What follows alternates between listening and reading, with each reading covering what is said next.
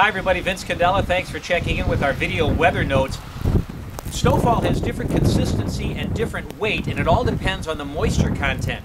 As we're videoing this right now, we're in the middle of a very light, dry, fluffy snowfall, some lake effect snow, where the flakes are pretty big and fat. They're coming down and they're piling up pretty quickly, but they're very easy to remove. For example, the really light, dry, fluffy stuff, we can simply brush away with our hand, not a problem. This has a very low moisture content, probably a snow to water ratio of, let's say, 15 to 1 or 20 to 1. That means, let's say, 1 inch of water would convert to about 15 to 20 inches of snowfall. That's light, dry, and fluffy. On the other hand, you'll sometimes get some snow that is pretty heavy and wet.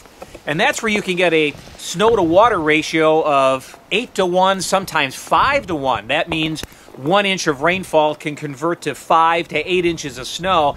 That's a heavy, wet snow. So the snow to water ratio is a very important consideration when meteorologists try to determine how much snow will fall on any given storm. When it's a dry, fluffy snow, it doesn't take a lot of moisture for that snow to pile up.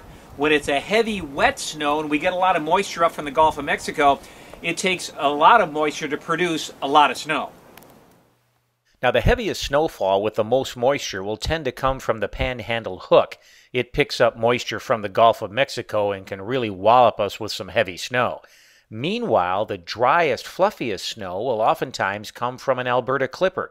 It forms in the Alberta province of south-central Canada and then moves into the Great Lakes. It's far from the Gulf of Mexico and far from a deep moisture source. Therefore, the snow tends to be a little drier and fluffier.